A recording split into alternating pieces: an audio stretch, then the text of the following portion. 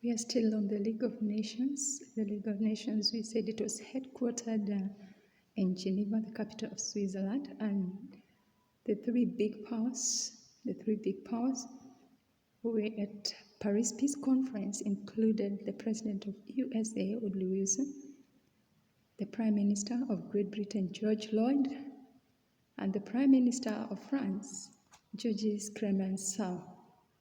The fourth big power was Italy, and it was represented by Vittorio Orlando. Let's move on. We looked at some of the aims of the League of Nations. We said, number one, the League of Nations aimed at preventing the outbreak of another world war by bringing in peace in the world. It was also meant to disarm the nations. It was meant to disarm the nations and protect weaker powers against aggressive nations. Let's now move on to the structures of the League of Nations, or the organization of the League of Nations. We said that by the beginning, or by the formation of the League of Nations, when it was being set up, it had 42 member states, or 42 states had subscribed their membership. But by 1926, when Germany was admitted into the League of Nations, the League had a total number of 55 member states. Structure number one, or organization of the League of Nations, number one was the General Assembly. The General Assembly met yearly, or once a year. The representatives of all member states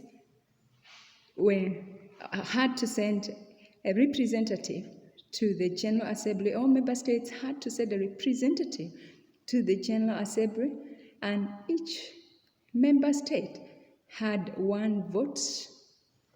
Each member state had one vote. All member states had to send or to have a representative to the General Assembly, and the General Assembly members or member states met once in a year. The General Assembly also handled issues to do with finances of the League, and they also were entrusted with decisions on general policies. Number two, the Council. The Council met more often, or more than 3 times a year. The Council met mostly 3 times a year, whereas the General Assembly met once in a year. The Council had 4 permanent members. Those who were permanent in the Council include Britain, France, Italy, and Japan, the big powers. Britain, France, Italy, and Japan. And number 3, the Permanent Court of International Justice. This was based at Hague in Holland. It had 15 judges from different nationalities. And the Permanent Court of International Justice it was entrusted with resolving legal disputes between the member states. Based at Hague in Holland, comprised of 15 judges of different nationalities, and was entrusted with resolving legal disputes between the member states. Number 4, structure number 4, the Secretariat, and this was entrusted with preparation of agendas and writing resolutions and reports. And number 5, the last structure, the commissions and the committees. The commissions and the committees.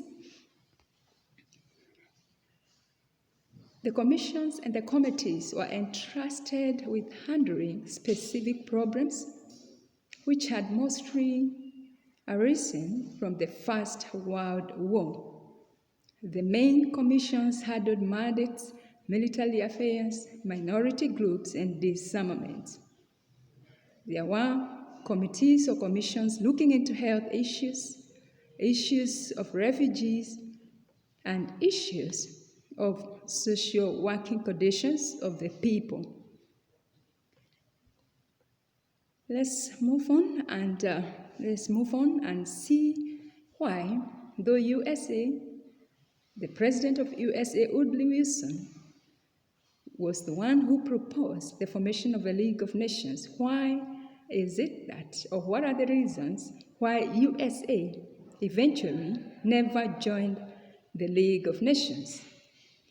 Number one, Wilson at this time was very ill, and when the Congress met, they rejected the idea of a League of Nations. Number two, people of America thought that the Treaty of Versailles was closely linked to the League of Nations. Number three, Americans thought that this was going to be a very expensive affair for the Americans because they would be the ones, allegedly, they would be the ones, or America would be the one who would be financing all the financial needs of the League. And number four, America had an isolation policy in which the Americans were supposed to stay out of world affairs and only mind American affairs, not to get involved in the world affairs. And number five, the Americans believed that people should be left free under democracy. If there is democracy, people are supposed to be left free and not to be colonized. And number six, Wilson's political enemies wanted to make him unpopular and get rid of him.